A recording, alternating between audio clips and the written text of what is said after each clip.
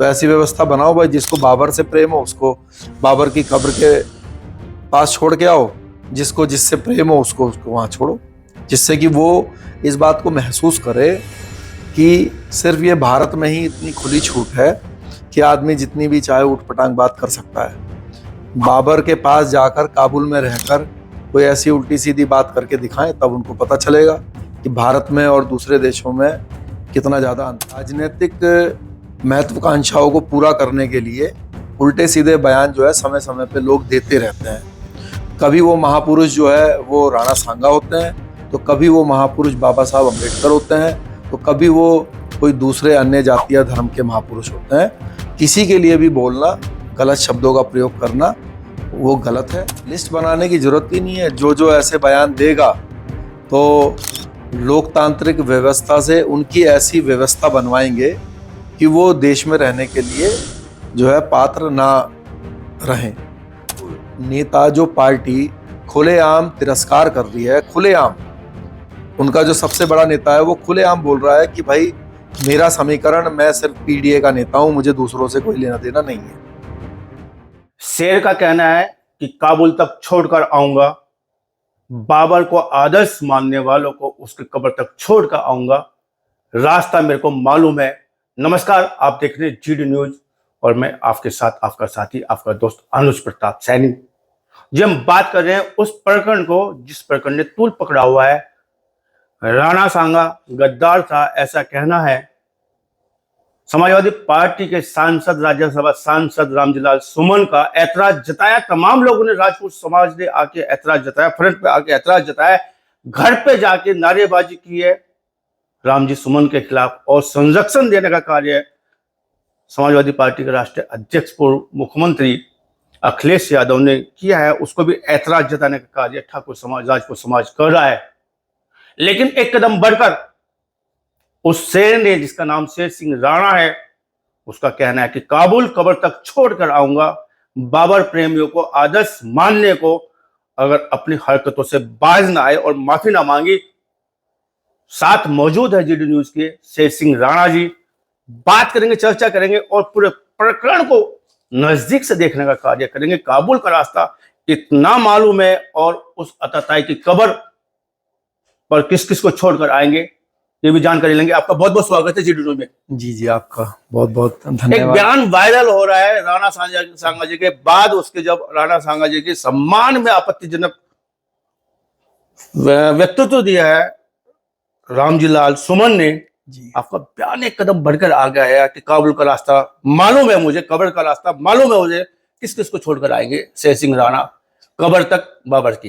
जी देखिए, देश के अंदर जो लोग भी किसी भी जाति, किसी भी धर्म के जो महान पूर्वज हैं और जिनका बहुत बड़ा योगदान इस देश को, जो आज ये भारत है, जो ये हिंदुस्तान है, इसको बनाने में जिनका योगदान रहा है, तो अगर ऐसे किसी भी व्यक्तित्व के लिए कोई भी देश का जो नागरिक है अगर गलत भावना रखता है, उनके लिए गलत शब्दों का प्रयोग करता है, तो मुझे लगता है कि उसका अधिकार नहीं है इस देश में रहने का, इस धरती पर रहने का, इस भारतीय धरती पर, क्योंकि इस भारतीय धरती के लिए उन्होंने अपना लहू बहाया है। और आज अगर हम लोग यहाँ पर एक लोकतांत्रिक व्यवस्था में रह रहे हैं तो उनका बहुत बड़ा योगदान उसमें रहा है। और उन्हीं में ही जो एक विशिष्ट नाम है वो राणा सांगा जी का है। और सबको पता है कि राणा सांगा जी ने इतने युद्ध लड़े अपनी मातृभूमि के लिए, और लड़ते लड़ते जो है वो शहीद हो गए, लेकिन कभी हार नहीं मानी। तो ऐसे व्यक्तित्व के लिए अगर किसी के मन में कोई खोट है तो मुझे लगता है कि देश की जो जनता है उसको जो है बाबर की कब्र तक ही छोड़ के आना चाहिए। जानते हैं रास्ता? बिल्कुल जानते हैं। लिस्ट बना लिए किस किस को छोड़ के आएंगे आप? नहीं, इसमें लिस्ट बनाने की बात नहीं है, और ऐसा भी नहीं है कि सिर्फ बहादुर ने, जो राणा सांगा जी हैं, उन्हीं को लेकर ही ये कोई पहली बार किसी ने बयान दिया हो। ऐसे बयान जो है लोग बाग समय समय पे अपनी राजनीतिक महत्वाकांक्षाओं को पूरा करने के लिए उल्टे सीधे बयान जो है समय समय पे लोग देते रहते हैं। कभी वो महापुरुष जो है वो राणा सांगा होते हैं, तो कभी वो महापुरुष बाबा साहब अम्बेडकर होते हैं, तो कभी वो कोई दूसरे अन्य जाति या धर्म के महापुरुष होते हैं। किसी के लिए भी बोलना, गलत शब्दों का प्रयोग करना वो गलत है। और ऐसे जितने भी लोग हैं उन सभी को जो है छोड़ के आने की जरूरत है। बयान तो अब आया है ना राणा सांगा जी के, जब अपमान किया गया सदन के अंदर, और शेर सिंह राणा जी का बयान तो अब आया है ना। जी जी, देखिए तो लिस्ट बनाई है आपने किस किस को छोड़कर आएंगे? लिस्ट बनाने की जरूरत ही नहीं है। जो जो ऐसे बयान देगा तो लोकतांत्रिक व्यवस्था से उनकी ऐसी व्यवस्था बनवाएंगे कि वो देश में रहने के लिए जो है पात्र ना रहें। तो क्योंकि देखिए देश से बाहर छोड़ने के लिए भी व्यवस्था बनाएंगे ना, तो वो व्यवस्था बनाने के लिए लोकतांत्रिक व्यवस्था के माध्यम से आप छोड़ने जाएंगे, खुद छोड़ने नहीं जाएंगे हाथ पकड़ के? नहीं, खुद भी भाई, जब बयान तो आप खुद दे रहे हैं ना। हाँ हाँ, बिल्कुल बिल्कुल, मैं आपने बोला कि कब्र तक छोड़ के आऊंगा, रास्ता जानता हूँ। मैं अपने बयान पर जो है आज भी जो है उस पर कायम हूं। लेकिन उसका जो मैंने उसमें ये भी कहा है कि अगर सरकार मुझसे कहे तो मैं इनको छोड़ के आने के लिए तैयार हूं। सरकार की सहमति की जरूरत पड़ेगी आपको? हाँ, क्योंकि देखो ये लोकतंत्र के अंदर व्यवस्था तो सरकार ही बनाएगी ना।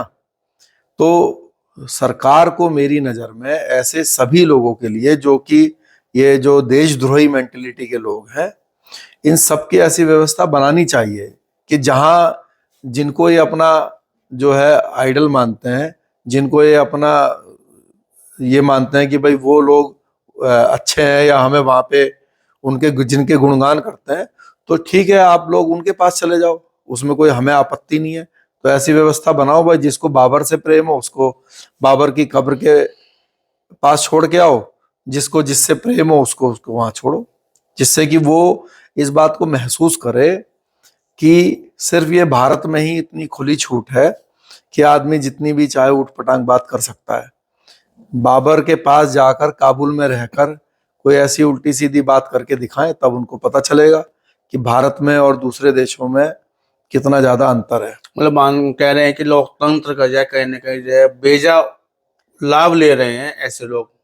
बिल्कुल बेजा लाभ ले रहे हैं। ये बड़ी दुर्भाग्य है हमारे देश की कि अपनी राजनीति चमकाने के लिए कुछ व्यक्ति और कुछ राजनीतिक दल देश के अंदर जातिवाद का, धार्मिकवाद का जहर घोलते हैं, और ये भी उसी की एक कड़ी है। ये सोची समझी साजिश के तहत रामजी लाल सुमन जी ने अखिलेश यादव जी के कहने पे, समाजवादी पार्टी के कहने पर ये वक्तव्य दिया है, जिससे कि आपस में जो सामाजिक भाईचारा है वो डिस्टर्ब हो, और उनकी ये मंशा काफी हद तक जो है सफल भी हो गई। तो ऐसे लोगों के ऊपर जो भाईचारा खराब करते हैं, जो दंगे की तरफ देश को लेके जाते हैं, रामजी लाल सुमन जी जैसे लोगों के ऊपर तो एनएसए लगना चाहिए, और समाजवादी पार्टी के ऊपर जो है बैन लगना चाहिए ऐसी जातिवादी राजनीति करने के लिए। बैन की आप बात कर रहे हैं और एनएससी की आप बात कर रहे हैं, लेकिन संरक्षण दिया जा रहा है बाद बयान के, राणा सांगा के बयान के, क्योंकि महापुरुष के सामने ऐसे बात रखनी, उनके अपमानजनक बात करनी, टिप्पणी करनी, वो भी सदन के अंदर, और बाद उसके उनकी पार्टी उनको संरक्षण दे रही, किसी से छिपा नहीं है। इसका कारण क्या हो सकता है? मैंने आपसे बताया कि इसका सीधा सीधा कारण है। 27 पे कोई असर, 27 को टारगेट करके चीजें देखिए, पहली बात तो यह है कि जो अखिलेश यादव जी हैं वो हमेशा पीडीए पीडीए पीडीए पीडीए, तो लोकसभा चुनाव में तो रजपूत लोगों ने भी पीडीए पीडीए। मैं वही कह रहा हूं कि जिन्होंने किया है, या जो आज भी अखिलेश यादव जी से जो स्वर्ण जाति के लोग जुड़े हुए हैं, तो वो तो एक तरीके से आप समझिए कि मुझे लगता है कि समाज के लिए वो कलंक है। क्यों है कि एक नेता खुलकर ये बोल रहा है कि मैं सिर्फ पीडीए का नेता हूं। पीडीए में मतलब कि पिछड़ा, दलित और अल्पसंख्यक। तो जब वो खुद खुलेआम हर रोज ये बोल रहे हैं कि भाई स्वर्णों, भाई बनियों, भाई राजपूतों, ब्राह्मणों, हमें आपसे ना कोई लेना देना है, ना हम आपके लिए कोई योजना बनाएंगे, ना हमें आपकी वोट चाहिए। तो जो नेता, जो पार्टी खुलेआम तिरस्कार कर रही है, खुलेआम, उनका जो सबसे बड़ा नेता है वो खुलेआम बोल रहा है कि भाई मेरा समीकरण, मैं सिर्फ पीडीए का नेता हूं, मुझे दूसरों से कोई लेना देना नहीं है। तो सबसे पहले तो जो वहां पर जो अनुराग भदौरिया जैसे जो उनके प्रवक्ता हैं, उन्हीं लोगों को पार्टी छोड़नी चाहिए। किस मुंह से जो है वो समाजवादी पार्टी में काम कर रहे हैं, जब उनका नेता रोज जो है वो अस्वीकार कर रहा है उनके समाज को। दूसरी बात यह है कि ये जो अखिलेश यादव जी हैं, इनके फादर साहब जो मुलायम सिंह यादव जी थे, उन्होंने भी और इन्होंने भी पीडीए के नाम से या पिछड़े के नाम से जो राजनीति करी है, सिर्फ पिछड़े समाज को इन्होंने ठगने का काम किया है। अगर आप देखेंगे कि इन्होंने हमेशा राजनीति करी कि हम समाजवादी पार्टी जो है वो पिछड़ों की पार्टी है, पिछड़ों की पार्टी है। लेकिन चाहे मुलायम सिंह जी चाहे सत्ता में रहे हों और चाहे अखिलेश यादव जी रहे हों, जब पिछड़े इनके बहकावे में आए और इनको सत्ता में स्थान दिया, तो नाम तो इन्होंने जो अपनी दुकान खोली वो तो खोली पिछड़ा पिछड़ा करके, लेकिन उस दुकान से जो माल दिया वो सिर्फ यादव समाज के भाइयों को दिया। तो जो पिछड़े समाज के जो हमारे सैनी भाई थे, हमारे गुर्जर भाई थे, हमारे लोधी राजपूत भाई थे, हमारे कश्यप भाई थे, हमारे निषाद भाई थे, हमारे पटेल भाई थे, जो पिछड़े वर्ग के जो अन्य जो जाति समाज के भाई हैं, तो सबको पता है कि चाहे अखिलेश यादव जी रहे हों चाहे मुलायम सिंह यादव जी रहे हों, इस समाज को कोई लाभ नौकरियों में या योजनाओं में उन्होंने नहीं दिया। तो किस मुंह से वो बार बार पिछड़ा मतलब यादव करते हैं? पिछड़ा मतलब यादव। हाँ, उनके लिए पिछड़ा मतलब सिर्फ यादव। उनकी दुकान जो है, समाजवादी पार्टी एक दुकान है जिसमें अखिलेश यादव जी दुकान के बाहर खड़े होके लोगों को बहका रहे हैं कि ये पिछड़ों की दुकान है, ये पिछड़ों की दुकान है। लेकिन जब पिछड़े उस दुकान के सामने खड़े हो जाते हैं तो वो इशारा करके यादव भाइयों को जो है पीछे के शटर से बुलाते हैं और सारी नौकरी और सारी योजनाएं जो है पीछे के शटर से उनके लिए खोल देते हैं। हाँ, पीछे का दरवाजा खोल देते हैं। सामने बेचारे जो है जो पिछड़े समाज के अन्य लोग हैं वो मूर्खों की तरह जो है, क्योंकि बेचारे सीधे लोग हैं, तो वो खड़े रह जाते हैं। इसीलिए इस भावना को सबसे पहले जो महसूस किया वो महसूस किया हमारे पटेल समाज के भाइयों ने। इसीलिए सोनेलाल पटेल जी ने जो है अपनी खुद की पार्टी बनाई। इसीलिए जो अपने निषाद पार्टी बनाई संजय निषाद जी ने। इसीलिए जो है अनेक राजनीतिक दल हमारे जाट भाइयों ने आरएलडी के नाम से बनाया, क्योंकि मुलायम सिंह जी ने या अखिलेश जी ने सिर्फ उनको ठगा। जब उन्होंने देखा कि भाई हमें तो कुछ मिला नहीं, तो उन्होंने खुद का अपना राजनीतिक दल बनाया जिससे कि वो अपने समाज की बात को ठीक से रख सकें। राणा जी, एक सवाल आ रहा है यहाँ पे, ठगना एक अलग विषय हो सकता है, आपके शब्द ठगने हैं, ठगना एक अलग विषय हो सकता है, या किसी को जरूरत से ज्यादा किसी को सपोर्ट करना या जरूरत से ज्यादा किसी को लाभ देना अलग विषय हो सकता है। लेकिन किसी महापुरुष को अपमानित करना और अपमानित करने वाले व्यक्ति को संरक्षित करना, जी सर ये तो सर गरिमा नहीं है ना, उन सदन की गरिमा भी नहीं है और ना गरिमा है हमारे उन महापुरुषों के प्रति। देखिए, जिनके हम मान सम्मान और हमारा स्वाभिमान जुड़ा हुआ है, गौरव जुड़ा हुआ है, जिनका इतिहास को लेकर हम फक्र जताते हैं, आज राणा सांगा जैसे व्यक्तित्व जो सवाल उठा दिया। शरीर को कई अवस्था में घायल होने के बाद में जिन्होंने लड़ाई लड़ी है स्वाभिमान की, उनको बता दिया गद्दार। देखिए, उन्होंने गलत वक्तव्य दिया राज्यसभा में, इसीलिए राज्यसभा जो सभापति हैं उन्होंने उस जो वक्तव्य है उनका रामजी लाल सुमन जी का, उसको जो है स्पंज कर दिया। राज्यसभा की कार्रवाई से उन शब्दों को निकाल दिया गया क्योंकि उन्होंने गलत बोला था। और सभापति जी ने, सरकार ने, जो हमारे राज्यसभा के दूसरे मेंबर्स हैं, उन्होंने भी इस बात को एक्सेप्ट किया कि इन्होंने गलत शब्द अपने पूर्वज के लिए इस्तेमाल किए, तो उसको स्पंज कर दिया। तो ये तो हो गई एक सरकारी विचार कि उन्होंने गलत बोला। अब आप आ जाइए कि इससे भी जो बड़ा षड्यंत्र है वो ये है कि इस तरह के वक्तव्य देने की आवश्यकता क्या है? क्या वो चाहते हैं कि देश के अंदर जो है जाति आधार जो है दंगे फसाद हो, देश का माहौल खराब हो? आज आपने महाराणा सांगा जी के लिए बोला है, कल को कोई बाबा साहब अंबेडकर के लिए बोल देगा, परसों को कोई जो है किसी और महापुरुष के लिए बोल देगा। तो ये एक गलत परंपरा है और ऐसी परंपरा को शुरुआत करने वाले जो लोग हैं, समाज को उनको उचित जवाब देना चाहिए। और क्योंकि कि ये राजनीतिक उद्देश्य पूरा करने के लिए ये चीज की गई है, तो जो उद्देश्य है राजनीतिक, उसको समाज को उनको सबक सिखाते हुए उनका राजनीतिक उद्देश्य खत्म करना चाहिए।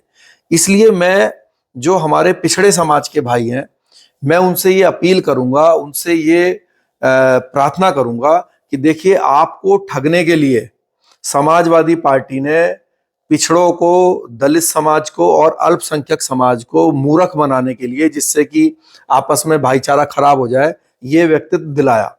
तो इसको फेल करने का सिंपल एक तरीका ये है कि अखिलेश यादव जी ने कहा कि मैं पिछड़ों का नेता हूं, मैं पिछड़ों का नेता हूं, और जैसे मैंने अभी बताया कि अपनी दुकान पर जब पिछड़ों की लाइन लग गई उनके समर्थन में, तो माल सारा यादव भाइयों को दे दिया।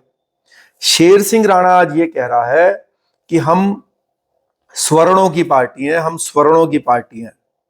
और मैं अपने पिछड़े समाज के भाइयों से ये निवेदन करूंगा कि आप जो है राष्ट्रवादी जनलोक पार्टी, जो हमने पार्टी बनाई हुई है, उसके साथ जुड़िए। उसके साथ जुड़ने से जो आपके जो अधिकार हैं वो अखिलेश यादव जी के मुकाबले ज्यादा सुरक्षित हैं। कैसे सुरक्षित हैं? कि मान लीजिए इस देश के अंदर 10 नौकरियां निकली या 10 योजना निकली, तो अखिलेश यादव जी ने या उनके पिता मुलायम सिंह यादव जी ने क्या किया कि मान लीजिए इस 10 में से 5 सीट जो है वो पिछड़े वर्ग के लिए आरक्षित थी, तो 5 की 5 जो नौकरियां हो, चाहे वो पुलिस की नौकरियां हो, चाहे वो टीचर की नौकरियां हो, चाहे वो किसी भी प्रकार की योजनाएं हो, तो वो 10 में से जो 5 पिछड़े वर्ग के लिए थी, पांचों की पांचों यादव समाज के भाइयों को दे दी। सर, एक कहावत है, लेकिन शेर सिंह राणा, राष्ट्रवादी जनलोक पार्टी अगर उत्तर प्रदेश की सत्ता में आते हैं, तो ये जो 10 में से जो 5 पिछड़े समाज के लिए जो सीटें आरक्षित हैं, क्या शेर सिंह राणा चाह कर भी किसी राजपूत को, किसी वैश्य समाज के, किसी ब्राह्मण समाज के भाई को, क्या आपकी 5 ये जो सीट रिजर्व है, क्या ये इस पे किसी को बैठा सकते हैं? आरक्षण आधार पर आप लाभ देने का काम करेंगे आप? नहीं, हम जो लाभ देंगे वो देंगे बिल्कुल न्यायपूर्वक, क्योंकि सर वो आरक्षण का आधार पर, संवैधानिक आधार पर, क्योंकि वो जो 5 सीटें हैं, भाई मुलायम सिंह यादव जी या अखिलेश यादव जी खुद पिछड़े वर्ग से आते हैं, इसलिए उन्होंने क्या किया कि पिछड़े समाज के सारा जो कोटा था अपने यादव भाइयों को रिश्तेदारियों में बांट दिया। लेकिन शेर सिंह राणा तो किसी राजपूत को बैठा नहीं सकता, तो शेर सिंह राणा क्या करेगा, ये जो 5 सीट है इस पर एक जो है सैनी भाई को बैठाएगा, एक जो है गुजर भाई को बैठाएगा, एक कश्यप भाई को देगा उसका अधिकार, एक जो है लोधी राजपूत भाई को देगा। तो हम जो बंटवारा करेंगे वो करेंगे पूरी ईमानदारी के साथ, क्योंकि हम उनका अधिकार खा ही नहीं सकते हैं। तो अगर पिछड़ी समाज भाइयों को, पिछड़े समाज के लोगों को अपने अधिकार सुरक्षित करने हैं, तो उनका कॉम्बिनेशन हमारे से सही बैठता है, क्योंकि हम अपना अधिकार लेंगे और उनका उनको अधिकार देंगे। और मैं आपसे वादा करता हूं कि यादव भाइयों ने, मतलब अखिलेश यादव जी ने जो यादव भाइयों को सीमा से ज्यादा जो लाभ दिया है, उसकी पूर्ति हम जो है अन्य जो पिछड़े समाज की जातियां हैं उनको बढ़ चढ़ के उसका लाभ देंगे। और मैं जब सत्ता में आऊंगा तो 5 साल तक यादव भाइयों को, क्योंकि वो मोटी मलाई पहले ही चाट चुके हैं, तो 5 साल तक उनको आरक्षण की, जो पिछड़े समाज का आरक्षण है, उससे अलग करेंगे। चलिए राणा जी, लौटते हैं जय विषय की ओर, क्योंकि हम जय विषय सियासत की तरफ चले गए थे, अभी वो लौटते हैं। आपने कहा कि सदन ने मार्मिकता को समझाया, स्वाभिमान की मार्मिकता को समझाया, और अपने जो आदर्श है उनकी मार्मिकता को समझाया, उनके सम्मान और स्वाभिमान को समझाया, तो उन्होंने उस पर स्पंज किया है, लेकिन समझ नहीं पाए अखिलेश यादव। उन्होंने संरक्षण देने का कार्य किया है। जो बयान देने वाला उनका राज्यसभा सांसद है, आखिर वजह क्या मानते हैं आप? तो कह रहे हैं कि प्री प्लानिंग बयान है जी, बिल्कुल। क्या अखिलेश यादव को नहीं पता जी कि राणा सांगाजी हमारे पूर्वज हैं, हमारे आदर्श हैं, बयान गलत दिया गया है, राजपूत समाज भी हमारा भाई है, उनके आदर्श तो सबके आदर्श होते हैं, क्या वो इस बात को समझ के भी ना समझ बने हुए? क्या कहना चाहेंगे? देखिए, वो लोग जो महापुरुष हैं उनके नाम पर अपना राजनीतिक लाभ लेने के लिए उन्होंने बयान दिलाया, और जानबूझकर एक जो एससी समाज से हमारे जो ये जो सांसद आते हैं, इनके मुख से जो है ऐसा उल्टा सीधा बयान दिलाया, जिससे कि तुष्टीकरण की नीति, तुष्टीकरण की हाँ, नीति, जब मुस्लिम समाज मुस्लिम में मुस्लिम तुष्टीकरण की नीति है, हाँ, कहीं ना कहीं आप ये कहना चाह रहे हैं। नहीं, इसमें क्या है कि देखिए जाति और धर्म दोनों से जो है एक मनमुटाव हो जाए, उन्होंने जो है मुसलमान भाइयों के कंधे पे अपने शब्दों को रखवा के एक दलित समाज के सांसद से जो है मुंह से ये बात निकलवाई। कंधा था मुसलमान भाइयों का, बाबर के नाम का, और जो मुंह था वो था दलित समाज के व्यक्ति का। तो उन्होंने ये बात जानबूझ के इसलिए कराई कि ये जो दो वर्ग हैं, इनको मैं साध लूं वोट बैंक के रूप में, क्योंकि ये दुर्भाग्य है कि यहाँ पे वोट बैंक के लिए चाहे दंगे हो जाए, फसाद हो जाए, इस बात की कोई चिंता करने के लिए तैयार नहीं है। और ये जानबूझ के प्लानिंग थी, जिसका बिल्कुल मेरे ख्याल में दलित समाज जो है बिल्कुल तुरंत समझ गया। इसलिए सियासत से सत्ता तक का सफर तय करना चाह रहे हैं, कुछ भी हो जाए, बाहर में जाए, दंगा हो, कुछ भी हो जाए, उससे कोई मतलब नहीं, आप ये कहना चाह रहे हैं। बिल्कुल, लेकिन बिल्कुल। लेकिन लेकिन यहाँ पे एक सवाल आ रहा है, काबुल तक का रास्ता जानते हैं आप? जी, रास्ता जानते हैं उस अताताई बाबर की कब्र तक का? जी, क्या शेर सिंह राणा रास्ता नहीं जानते दिल्ली तक का, जहां सदन में ये आवाज निकली है जबान से? जी। क्या अपनी सरकार के सामने ये प्रश्न नहीं खड़ा कर सकते शेर सिंह राणा? काबुल की तो आप बात कर रहे हैं कि कब्र तक लेके जाऊंगा, जी, दिल्ली तक नहीं जा पा रहे आप। नहीं, हम दिल्ली तक, देखिए सरकार का सदन का सदस्य है वो। जी, जी, देखिए दिल्ली तक जाने का जो रास्ता है वो तो जनता तय करती है। हम नहीं तो सर, अभी आवाज उठाई जा सकती है ना, ये नहीं, तो सदन में जाके आवाज हमने उठाई। हमारी जो पार्टी है, आप दिल्ली की सरकार से बोलिएगा ना। हमने परसों ही 2 दिन पहले ही जो है दिल्ली सरकार को लेके नहीं बोले आप? नहीं, हमने दिल्ली के अंदर हमारे राष्ट्रवादी जनलोक पार्टी ने प्रदर्शन किया बहुत बड़े स्तर पे, और दिल्ली में जो है प्रधानमंत्री जी के और जो सभापति महोदय हैं, उनको डीएम के माध्यम से, डीसी माध्यम से जो है ज्ञापन प्रस्तुत कराया, हाँ, प्रेषित करवाया कि भाई ये एक तो सदन की कार्रवाई से इसको निकाला जाए और इनको सस्पेंड किया जाए, मतलब निष्कासित किया जाए, सस्पेंड नहीं, इनको निष्कासित किया जाए, इनके बदजुबानी के, हाँ, इनकी सदस्यता को जो है खत्म किया जाए। तो इसके लिए जो है हमने आरजेपी का जो प्लेटफॉर्म है उस पर हमने अपना काम किया है, क्योंकि देखो लोकतंत्र है, तो अब लोकतांत्रिक व्यवस्था के अनुसार ही हम काम करेंगे। तो धरना, प्रदर्शन, ज्ञापन, ये सब हम लोग कर रहे हैं।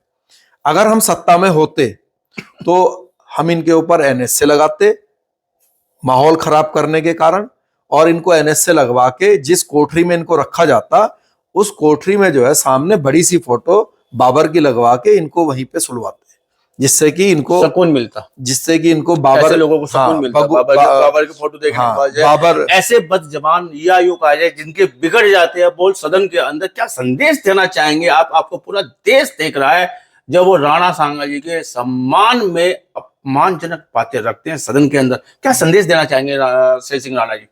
देखिए, मेरा एक ही संदेश है, चाहे आप किसी भी जाति या धर्म के व्यक्ति हैं, आप अपने मन में ये विचार कीजिए कि कौन राजनीतिक दल, चाहे वो कोई भी राजनीतिक दल हो, देश के अंदर भाईचारा खराब करके सत्ता में आना चाहता है, तो उसके इन मंसूबों को आप कभी पूरा मत होने दीजिए, क्योंकि हमारे लिए अपना राष्ट्र, अपना देश सबसे पहले है। और अगर अखिलेश यादव जी, समाजवादी पार्टी इस तरह का माहौल बनाना चाह रही है, तो 2027 में सर्व समाज, चाहे वो हमारे दलित समाज के लोग हों, चाहे पिछड़े समाज के भाई हों, चाहे अल्पसंख्यक भाई हों, इनको मुंह तोड़ जवाब दीजिए। और अगर बीजेपी या कांग्रेस भी कभी ऐसे माहौल क्रिएट करने की कोशिश करते हैं, तो इनको भी आप जवाब दीजिए, क्योंकि देश जो है वो अच्छे काम करने वाले को आप लोग मौका दीजिए।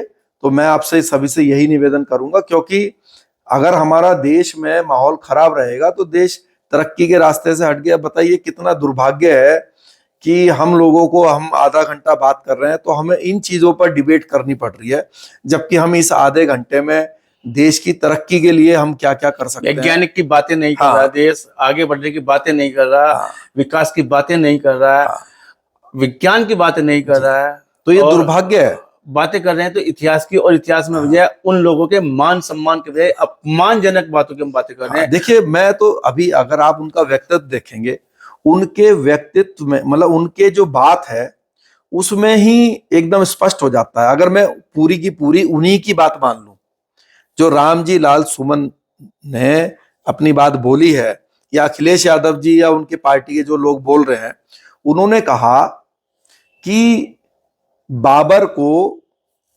राणा सांगा जी ने काबुल से बुलवाया इस उद्देश्य के लिए कि भाई दिल्ली में जो इब्राहिम लोदी है उसको ये सत्ता से हटा देंगे, कमजोर किया जा सके, कमजोर कर देंगे, और तब जो है दिल्ली की सत्ता पे हम काबिज हो जाएंगे। तो ये गद्दारी की श्रेणी में, तो अगर मुझे पता है कि ये बिल्कुल असत्य बात है, झूठ बात है, लेकिन अगर हम ये भी बात जू की तू मान लें तो ये भी गद्दारी की श्रेणी में नहीं आता। ये एक स्ट्रेटेजिक बात है, ये रियासत को बचाने की बात, ये एक स्ट्रेटेजी बात है कि एक तीर से इब्राहिम लोदी भी खत्म हो और बाबर भी खत्म हो। तो ये गद्दारी की श्रेणी में नहीं आता। मतलब शब्द का चयन सही नहीं था रामजी लाल सुमन का, जो है ऐसे व्यक्तित्व के लिए गद्दार का मतलब तो ये होता है कि नहीं, वैसे तो देखिए, वो कहते हैं कि ये जो है बाबरनामा में लिखा है, हम भारतीय हैं, तो जो भारत के जो ऐतिहासिक लोग हैं जो उन्होंने लिखा है, हमें उनकी बात को स्वीकार करना चाहिए, ना कि किसी जो हमारा जो दुश्मन रहा है उसने जो अपने किताब में लिखा है, वो तो अपना पक्ष वो तो अपना पक्ष लिखेगा। मजबूती से हाँ, लिखेगा। तो उसके पक्ष को हमें मतलब चलो आप पढ़ अवॉइड लो, करना चाहिए। हाँ पढ़ लो, लेकिन ये थोड़ी ना कि अवॉइड आप करना। उसको गुणगान करने लगो। भाई वो तो आपकी बुराई लिखेगा ही, है ना। आप सोचो कि तो आपका बयान सही है, फिर कांधार तक छोड़ के आऊंगा, काबुल, कब्र तक छोड़ के आऊंगा, काबुल, काबुल है ना सर, मैं काबुल में काबुल में बाबर, अगर आपको उनसे ही प्यार है तो आपको बिल्कुल। देखिए, काबुल में 2004 में गया था, जब मैं अफगानिस्तान गया था तो काबुल भी जाना हुआ, सबसे पहले काबुल ही पहुंचा था। तो काबुल में बाबर की कब्र में भी मैं देखने के लिए जिज्ञासा के उससे चला गया। लग रहा था कि किसी को छोड़ना पड़ेगा यहाँ पे। हाँ, लग रहा था आपको कि भविष्य में ऐसा हो सकता है, ऐसे आइटम देश में आएंगे हाँ। जिनको यहाँ छोड़ने की आवश्यकता पड़ेगी। तो एड्रेस जो है वो मैं पहले ही देखकर संजोग के लिए आए थे आप, हाँ, संजोग के लिए आए थे। तो हमारे साथ में शेर सिंह राणा जी, वो शेर जो कह रहे हैं कि जो काबुल तक छोड़कर आऊंगा, कब्र तक छोड़कर आऊंगा। बाबर की, अगर बाबर से इतना प्रेम है और बाबर को आप आदर्श मानते हैं, तमाम इन्होंने बातें रखी हैं, और यहां तक कहा कि जो है सियासत से जवाब दीजिएगा, जब चुनाव सर पे हो वोट की चोट दीजिएगा ऐसे लोगों का जो बाबर जैसे लोगों से आक्रांताओं से प्रेम दिखाते हैं, प्रेम दर्शाते हैं। बात करने के लिए, चर्चा करने के लिए आपका बहुत बहुत धन्यवाद, बहुत बहुत शुक्रिया, बहुत धन्यवाद।